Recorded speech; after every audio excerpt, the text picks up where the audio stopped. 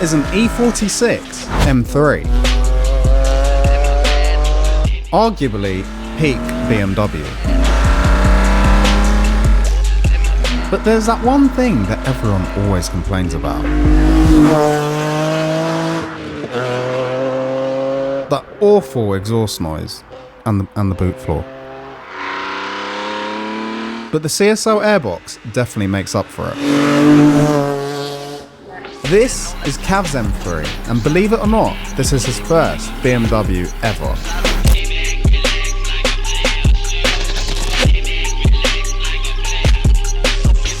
Welcome back to another episode. Today, we've got Cav with us from Stjarnagloss. How are you? Stunners. Beautiful backdrop, beautiful car. What's not to love? What a great Monday.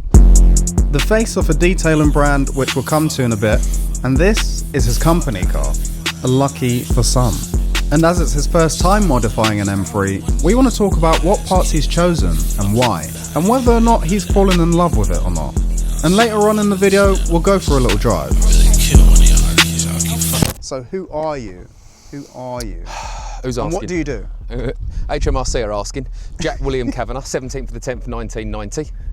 Anybody on the internet, Cav, the overweight baby that normally sells car cleaning products, but sometimes dabbles in a raffle, because I keep getting spotted recently. You do? Yeah. I was in Monaco a few weeks ago, flex, and a geezer come up to me and he went, "Oh my God, you're that bloke that sells the raffle tickets." And I was like, "Oh no, he knows me for 7 days, not Stjarnagloss." But yeah, normally bouncing around on the internet, acting younger than I actually am. Oh. Probably Not a weird way. She said she was 12. This episode's gone west. We're going there. Yeah. So, what have you got with us today? Arguably, change the camera. Arguably, the best car in the world, and I will defend this car until I am blue in the face, because this was our demonstrator car, if you will, to show people how to use the product. The Saab, which has been on your channel before, is our hero halo car. Real high maintenance, very rarely gets driven, and it's just for looking at. Whereas this was meant to be we can use it more. We wanted a car a driver focused car, and something that has aged well but isn't so old that it's going to be problematic. We was wrong. I was going to say. But this is our now 162,000 mile E46 M3, which I adore. And the reason why I love this car so much is, before Stjarnagloss, I was almost a bit of a rage against the machine with M3s, because they were so popular. I thought, I don't want to do it. I want to get something, the alternative. I suppose in today's money, that's the Alfa Romeo Giulia. Yeah. But way before then, I used to have Clio 182s, which are popular, don't get me wrong. And then I thought, no, all my friends have got fast German cars. I'm going to go right the other way, and I had Jaguar XJs, and I love them. I still do. That's brave. Oh, it was. And I still love that car. But we got this because we thought we need to give the internet what they want. And obviously Instagram, social media loves an M car. And after a few months of ownership, I felt a bit stupid, because I was like, this is why everyone loves them. Yeah. They are so good. Yeah. They've aged well. Even automotive journalists still talk about how good this car is. And we didn't really know that at the time. We just thought, we'll get the one that we could afford, dare I say it. Mm-hmm. And that turned out to be the best one they ever made. Have you owned any BMWs before this? I don't think I have. Really? So this is your first? I think so. So Director Dom of Dodo Juice / Stjarnagloss, he's had a few. He had a V8 swapped E36 from a 540i, but it was shonky. Yeah. But he always he listens to the intercooler a lot, and the intercooler love BMs, fast French cars, fast French hatches, and Porsches. I know it's a bit of a finger in the air moment, but he was like, I know they're good, because everybody says they're good. So as I said, when we were scrolling through the classifieds, I had nothing to go off. And again, that Swift, Rat Dog, a lot of friendships have been made from this car, like a mutual love for the E46 platform. And that's why I felt like I was a bit late to the party, because I'm like, these are my people. Why have I been fighting this thing for so long? I don't know. I really don't know. I want to be different. Exactly. They're good for a reason. They're tried and tested. Yeah. It's like the wheels, arcades. Common as muck, but they work. Oh, they work. They work. Look at them. They're an 18-inch version of the CSL wheel. The CSL wheel's lovely, but it's 19. It shouldn't be 19s. Yeah. And it's just a slightly more condensed version of that. Mega. And I said to you earlier on off camera, I want some E88s. But while these aren't broken, I'm not rushing to fix it. I'm not rushing to change that because the E88s will break all the time. We've got a Corsa coming in. We've got a Corsa. No, we're just filming. Video. We're just filming. Everyone loves it. And that's the thing as well. Yeah, Wherever you you're go, right people know what it is straight away. Even if they're older people, like people that you wouldn't even expect. This car's so recognisable. Yeah. The silhouette, iconic. Obviously, it's 24 years old now. I was 12 when this car came out. Imagine you were 30. You're now 55. And you've got me, you, 9, 10, 11, 12. It's part of most people's that are alive and kicking and into cars life. Yeah. You know, because it's not so new that the older gen don't care about it, and it's not so old for the same reason that the newer generation. That the young people still Everybody understand loves it. what it is. The only thing I notice, how old are you? I'm 29. 29. So I'd have thought you'd have fell into this. Yeah. People younger than me favour the 92. Yeah. Because it was, again, 5 years on, that was probably what they were watching when they were Yeah. at school and Top Gear and stuff like that. But it's a real sweet spot. What I love about this, and I think we've lost it more and more, is it was the last lighter. I'm not going to say it's light, because we've had to do some work to make it light. But this was one button for traction, no real sports button, just ready to go. I think you can't hate it. Great driver's car, aged well.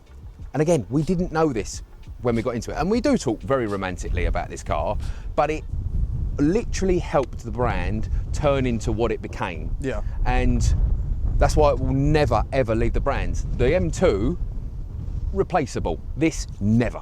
Never in a million years. Let's walk around Cool. and just talk about it. This bonnet, first of all. This is a... Sabon? Yeah, I know what you're talking Seaborn? about. I know what the logo looks like. Yeah. So, a little bit of a scam, dare I say it. Yeah. Because that's fiberglass, and then it's just got the only exposed bit in carbon fibre. Carbon, yeah. These wings. PS Designs. PS A Designs. discontinued product from PS Designs. All of them have the vents on the actual arch now. Which I think It's too much. a little bit aggressive. Too much. A little bit too much. Especially if you've already got this. Yeah, it didn't need both. It didn't, yeah. Thick one. A nice, clean wing. A little bit of aggression. Yeah, but it's A only little from bit of a one scam angle though, as well. because it so- should be letting the air out of the arch liner, but we've got arch liners in. It's We'll more gloss over that. cleaning and stone chips and... Front bumper standard. I would love to put the CSL bumper on it, but Director Dom said it's not a CSL. And I don't have an argument against that, so I can't. I'm like, okay, fair enough. Yeah, it isn't a CSL, nor will it ever be a CSL. Yeah. But yeah, would love to do potentially the 2 duct one, so it's like a CSL and some. Plus, yeah. Interior wise, Yep. Corbu seats that were in it were very supportive, but lacking in curb appeal, hideous. And then I remember looking at Shroth, however you pronounce it, on the internet. I was thinking, how much can you ask for a f***ing seatbelt? Seatbelt. These are And then quite you nice, actually. wear it, and you're like, every other Seatbelt's other terrible. harness is Terrible. a ratchet strap in comparison to this. Ratchet strap. Even the way you tighten them up, like the mechanisms just fluid. work, and the buckle's nice. It's just nothing digs into you. And these And I've not seen ones, silver ones. yeah, because they're 997 GT2 specific ones. Oh, Bitches! Wow. And that, obviously you fake it till you make it. And then Carbonius CSL centre console, CAE shifter, get one of them. And the auto blip, which I've already mentioned, but yeah. Probably a bit, when people go, cool, you're good at red match, and you go, oh, it's this little box. It's a real boner Just be killer. like, yeah. yeah, it was all me, bro. Don't ignore that box. So, as a collective, does Rat Dog like the S54 or anything but the S54? I like the S54. You do? Peter likes the S54, but he thinks it's lacking in power. Yeah. Nuno's disgusted by the S54 now. Oh, really? Well, he's not. I don't think anyone hates the S54, but it's just, they're too expensive now. They are. To replace. They are And chunky money. They don't make power. There's a load of bits you need to do to them. That's the only criticism Yeah. In today's money, it could do with 20% more power. Yeah. And I never thought that until I started getting a little bit comfortable with the M2. Obviously the M2 weighs more, but you notice it lower down. You think, cool, we're shifting. Whereas this, you have to work for it. And I wish you could, 400 horse, 1200 kilo is the sweet spot. To lose 200 kilo out of this, tough. And to get 20% more power out of that, 10 grand minimum. And I just, the juice ain't worth the squeeze. No. But that's kind of what I like about the S54. You do have to work for it. Like, you need to be in the rev range, just bouncing around, just trying to keep up with all the F chassis stuff. The bit that made me appreciate Russ is the roof. The roof. It just didn't feel like that big of a job. No. And then I watched him do it. It ain't a, oh my God. Like, and bless Russ, he'd done it on this, which was a non-sunroof car to begin with. Yeah. And then I threw him the M2, which was a sunroof car to begin with. So big up Russ. Further around to the rear. And this boot? This product from Carbonius is so lovely. God, that's a Carbonius. It is a Carbonius. Oh my God. You spent money on I this. think you should. We don't mention the dirty subjects. We don't mention that. But I want Nuno to see this, because I've since learned that you're trying to make your own CSL boot lid for his 46. Yeah. And I think you're wasting your fucking time, because that's a lovely thing, and it's ready to go now. You can just go and buy that on the internet, and it arrives in 2 weeks' time. Yeah, that is true. That is true. These badges, they're catching my eye. What is that? What is that? So Carbon Cut. Yeah. Is a lovely chap. I don't know where he's based, but he made, what did he make for us first? He made carbon plaques for our fuel cans a few years ago. And then he made an Aston Martin badge, and I went, oh, can you do that with a BMW one and put Stjarnagloss in it? To which he then just sent them to me 2 weeks later. But yeah, that, because it looks like the badge has fallen off. Yeah. And then you get closer and you go, oh, there's carbon and all things carbon. yeah. I probably should lacquer it, because the front one has weathered quite badly. Yeah. But I love the matte finish when it arrived. I didn't really think about longevity. But the exhaust is what I was going to talk about. It gets a lot of praise, but that's the, I don't want to say failing, but that's the bit I least love about the car. And bless Dave, Mad DP, incredible fabricator.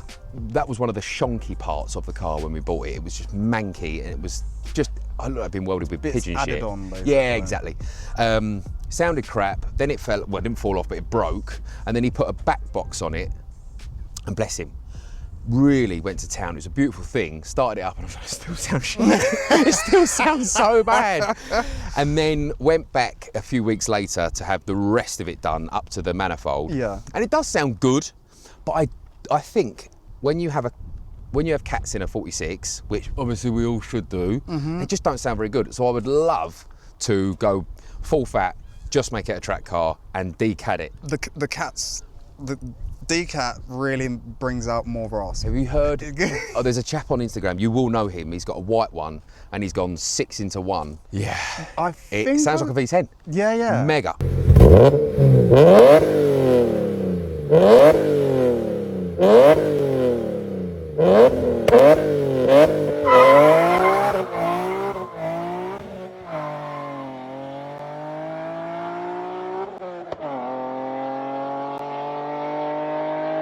That's the only one that I've gone, God, that sounds incredible. Sounds Other than that, they all just sound like a variation of the same tone.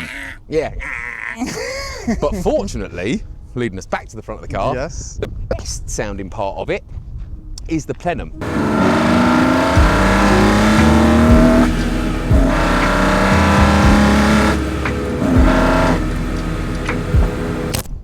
Again, Carbonius. Again, massive respect to Russ.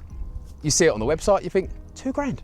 Yeah, we'll have that. And then you start putting it in, and you have to buy this bit, and this bit, and this bit, and this bit from BMW. And it makes, I know I'm going to upset Peter, and I apologise, Peter. It makes a difference to the power, but the noise, oh my God. It's next level. Different gravy. Different gravy. Level. And worth, like, there aren't many things that you do purely for the sound of stuff, obviously, apart from sound systems. Yeah. But, hold on. Still got this camera. Oh, yeah, of course. Sorry, I'm over considerate there. Best sound, this is me getting lost in my own thoughts.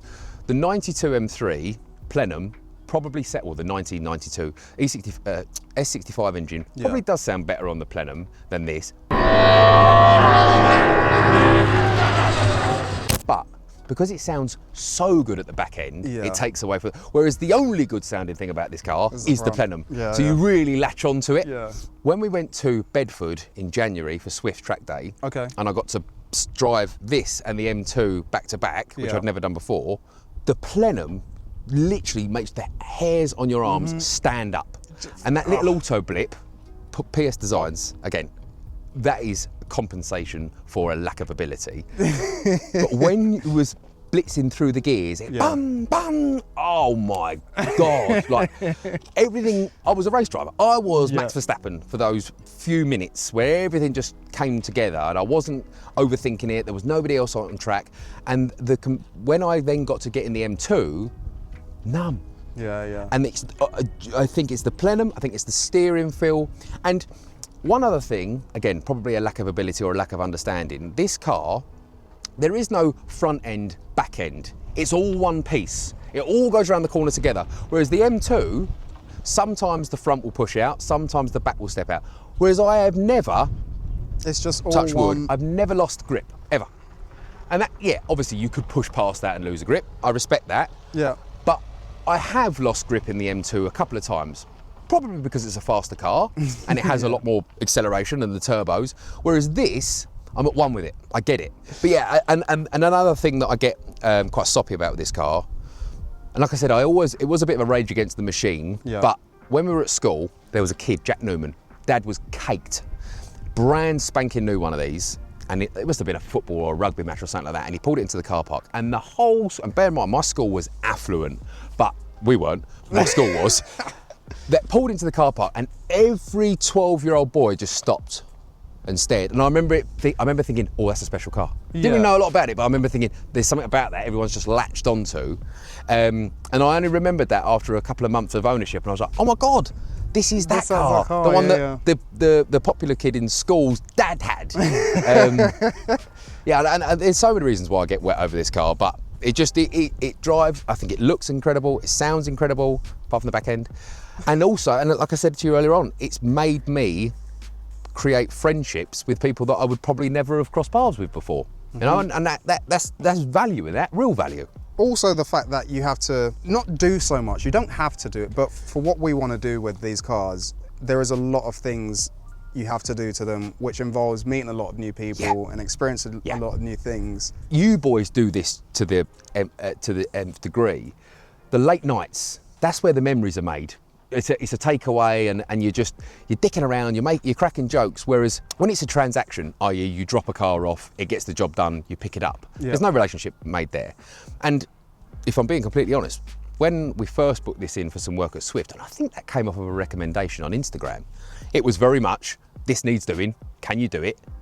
And then pick the car up. And then I thought, he done a really nice job there. And went back, and I think it was something like, he wasn't sure if he'd done a bolt up. And he went, let me just give me half hour. Let me just make sure I've done that right. Again, that's a lovely thing for him to care enough. And that was when our relationship really started, because it was just the dicking around sort of thing and cracking jokes. And then now, every time Russ works on the car, I don't leave. I'm like, I want to stay here. Because I know that there'll be a gem. We'll make a little memory along the way. You're right. That only comes from having a car that doesn't work, because it has to get fixed all the time. Exactly. No, we love these cars. And I think that's what drew me to Rat Dog. I was thinking that on the way here, because anyone that gets it, you will have something in common with them. And I think I'm assuming it was I can't remember what was the first 46 I saw, but that, because you said, and it was a lovely thing you said, and I really appreciate that. Like, I sent you some bits, and I remember it being because of the 46. I was like, these boys have got to have some stuff. I'm not saying this doesn't happen with other cars, obviously it does. But if you find a car that you connect with, there's a very good chance you'll find a connection with other people that have a connection with that car. Like the Porsche boys, they love each other, and it's because they've all got the same ethos. Or the classic car mob. You think MX-5s, exactly, everything. They've all got stretched ears and questionable dental health. But yeah, that's it. Let's go for a drive. Let's go whipping. Let's go for a drive. So I only had 4 hours to film this car, so we actually went for a drive beforehand, in case it gets confusing.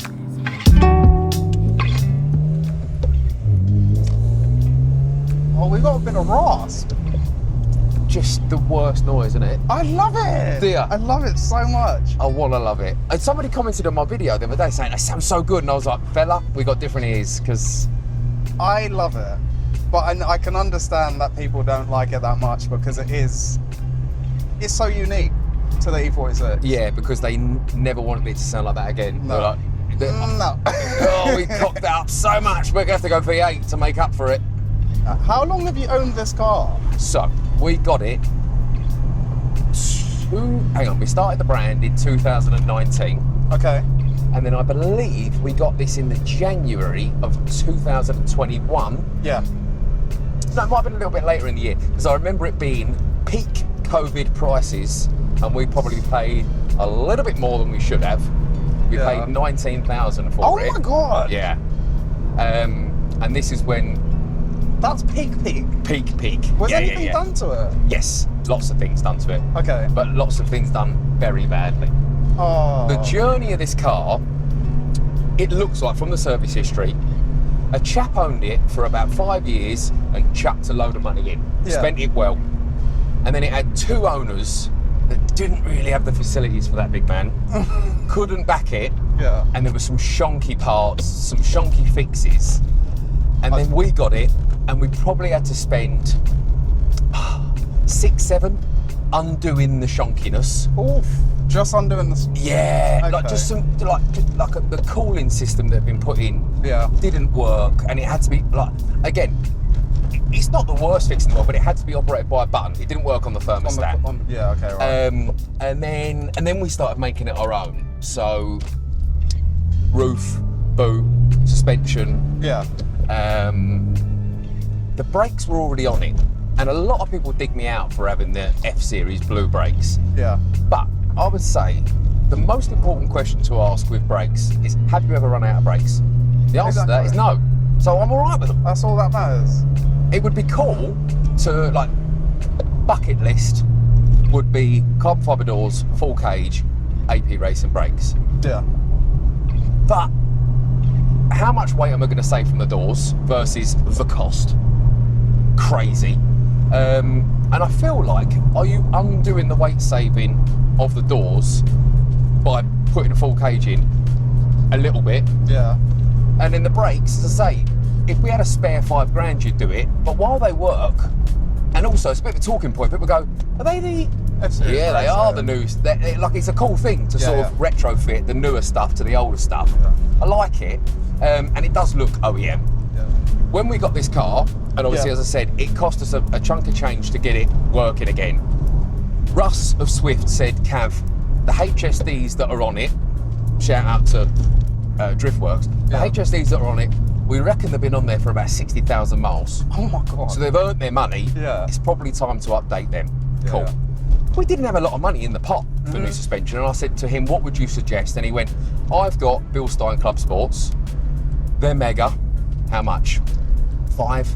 And I was like, Yeah, that's just- that's 25% of the value of the car again. Yeah. He said, let me have a conversation with Bilstein. He did, and they really, really looked after us.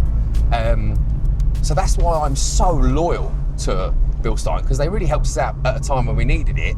And again, I haven't got much to compare to other than the suspension that was on it. Yeah. I've never run out of grip on this car, and that is the tyres and the suspension, and obviously the chassis. Peter uses these coilovers He does as well. He so does. I feel like quite a lot of people do, and I rate them. I do rate them, yeah. I just love this suspension. Don't get me wrong, it's bumpy. You know you're in a coilovers, track prepared yeah. car, but not. I hate this car. Yeah. Uncomfortable, which is what they were on the F, in my opinion. I think these seats help as well. Yeah. Like, they're not just a carbon shell. There is a lot of padding in Yeah, these. yeah, there is. And they, to be fair, they were in the car, but they were in that horrible. It's almost like subwoofer box carpet. Subwoofer Not box, comfortable yeah. at all. Sweaty. Yeah. Yeah. Nasty. You're itching. So we had them retrimmed by Dave the Trimmer. Yeah. I said I wanted bougie race car, and that's exactly what he gave us. Leather, Alcantara. Put the Louis Vuitton rip-off pattern in them. Yeah. His logo, our logo, just mega. Sent them to Corbeau to say, oh, what do you think? Yeah. Left on blue ticks. I was like, cheers. Love you too. Wish we'd left their logo out of them, to be honest. Yeah, this is HS2. Oh, is it? Yeah. What a waste of time. Who wants to get to Birmingham any quicker? Don't say that. We like infrastructure. Do we? Well, I do. I love temporary traffic lights. Temporary traffic lights for a service I'll never use. That's a scam. You might do it one time. Just so it wasn't a waste of time. Yeah. God, it's proper like, yeah, you're right. I've never seen it in the thick of it like this. All I've ever seen is it be like over there. Yeah, no, it's... Big project. Apparently it's rocketed the price of cement. Really? Yeah, because they're just using it all. Using all of it. You got any cement? We'll have it. I remember someone saying how much it's going to be, and it was like billies. 48 billion or something like that.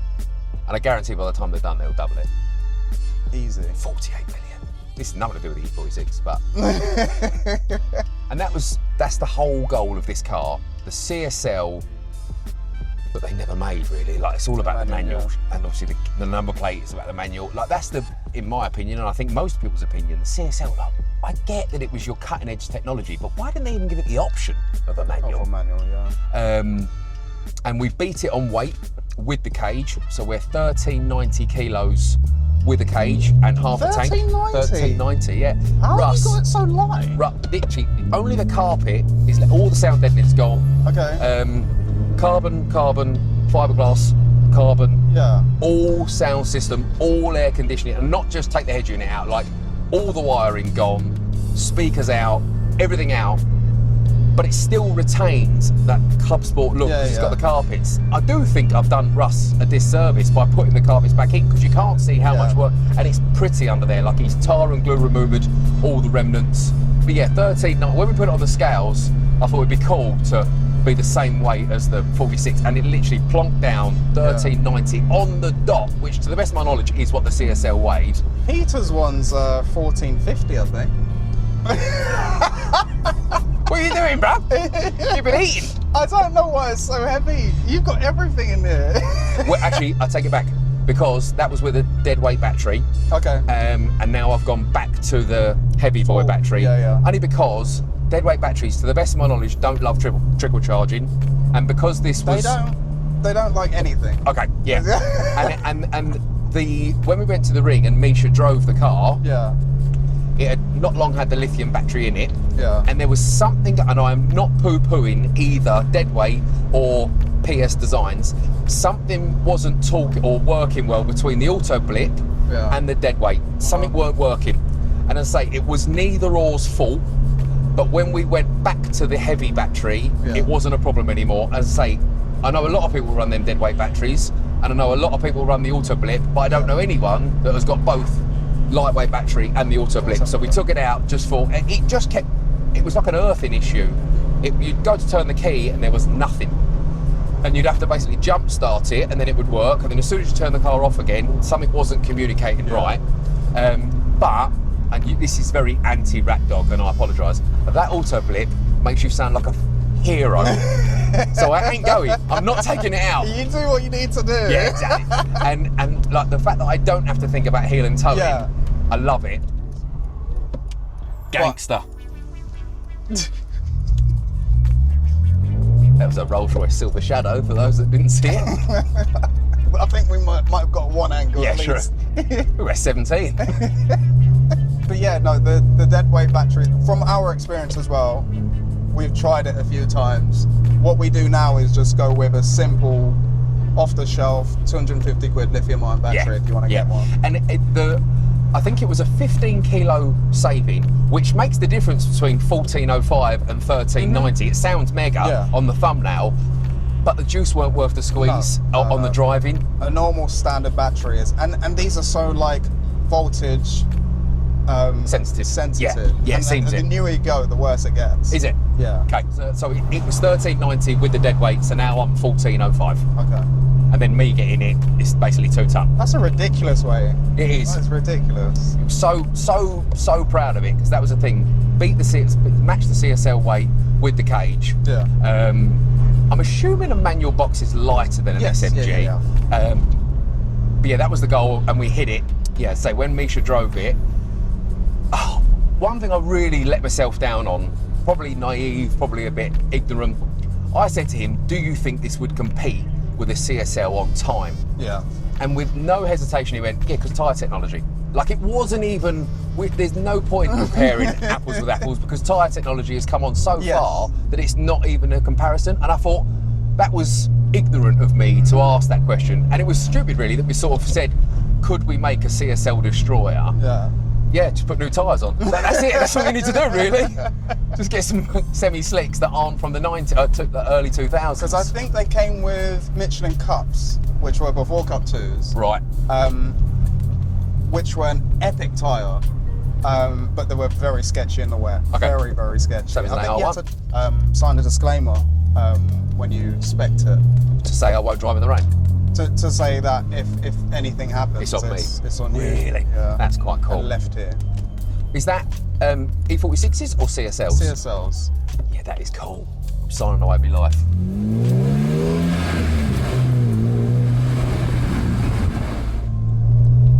One thing I have learned about Cups, or Cup 2s, Cup 2Rs, is each OEM has their own version. Yeah. What's the matter, bollocks? It's I want just the a best set one. times. It's just a set times. Yeah, but surely. All right, fair enough. Actually, again, I'm going to start sounding ignorant. Surely, it'll be the best construction one. depending on Wait. and also how the aero affects the car at certain speeds. Okay, you're like, getting some into the might niggly bits some there. might have more, and they do have different compounds as well from manufacturer to manufacturer. But yeah, There was a chap I was talking to at the French chap at the ring. We talked to him at Devil's Diner. He's got the spicy M2. the Sherman one. I think it might have been. He black was one. very, very French. Yeah, okay, yeah, that's. And he went 19s so that he could have the Porsche specific Cup 2. Cup 2R. And I was Yeah. like, God, that. Because everybody wants 18s, don't they? On all BMWs. Yeah. He was like, I want 19s just so I can have that compound. I was like, you are getting into the niggly bits there. What's the shifter as well? CAE. Oi. Spenny, Yes. but what a change. Cooler Works in the M2 is a nice thing, Yeah. but I'm this. glad you've got something to compare it Yeah. to, because this is just a different level. Different level of precision. We're turning right up here. It just feels solid. And I really want I spoke to Cooler Works and I Yeah. said, can I just make my short shift a longer shift? Yeah. And they said, no, it's a whole new contraption. Yeah. And I was like, that's a shame, because that's like another 350 quid, Yeah. rather than what in my mind would be a 90 quid shifter. But I want my gear change to be higher up there, because Yeah. again, you feel like you're in a race car. Because you don't have to move your hand. You're Yeah, just like exactly, it's just there. yanking it to pull. I would like Russ to have a little fettle, because reverse is clunky and it Okay. feels like it should. But then again, best part of 166,000 miles, wouldn't surprise me if the box is a bit worse for wear. Yeah. On these, just changing the oil does a world of wonders. That was done not long ago, and it Okay. didn't make a ton of difference. All The question that leads me to is, if you're going to change gearboxes, do you go to the 5-speed? The negative of that is, we put in only recently the 4.1. Yeah. Okay. 4.1 with a 6-speed, quite nice. Perfect, yeah. But 4.1 with a 5-speed, No. so I've run out of gears. Yeah. And when you cruise on the motorway, it is just. At the moment, bearable. 80 mile an hour is 3,500 revs, which Yeah. isn't at the droney stage of the exhaust. But yeah, if you made that 4,500 revs, that'd get old quick. I think Nuno did a 4.1 in his one. 5-speed. 5-speed. And I would not recommend Oh, it. hang on a minute. That was when. We're in the Welsh valleys all of a sudden. Pretty. It is. That was unbearable, was it? Yeah. And Yeah. that was a trip that it dropped a valve as well. So I don't know if it was related, Okay. but it was doing that for Yeah. 6 hours. You're so, asking a lot, aren't you? Yeah. Oh, shape bar. Oh, pretty. It's normally green. I don't know why. So it hot. hasn't rained for quite a while. I feel like this feels like somewhere famous. Something famous has been shot here. Feels familiar, and Star I've never Wars. been. Star Wars, yeah. Chewbacca's going to pop out of a bush. I don't know. Probably. I haven't noticed anyone. There must have been a little Just Top straight Gear up. bit in here. Yeah, I think you would have recognised it from like car magazines. And Or have you shot anything here? I've shot some stuff here. Okay, maybe it's just that. Yeah, we went all the way to Brecon Beacons to try and replicate this. This is pretty. This is just right here. Let's keep on going go around. fly a kite. Oh yeah, very pretty, but very brown. Yeah, it's normally green and it looks amazing. I don't know if we're on benefiting with that indicator. No. Oh, why? Why give us a speed bump? No one's driving fast through here. Pretty. Yeah, 4.1 though. Paul Mumbrae, shout out to Paul Mumbrae for a minute. Yeah. He told me years ago, don't go Schritt cams, put a diff in it. Because Schritt cams are a chunk of money and arguably you're going to get the same sort of benefit from just putting a diff in it. I presented it to Dom, director Dom, Dodo Dom. Yeah. And he was like, no, because it's too revvy. And then he watched Chris Harris drive the Everything M car CSL. Yeah. They just put a 4.1 in it. And he goes, we've got to do that, Cav. And I was like, I said that 3 years ago. If you made it to the end, thank you for watching it all the way through. If you enjoyed the video, make sure you like it. And I want to try and make one of these kind of videos every month. So make sure you're subscribed and I'll see you next time.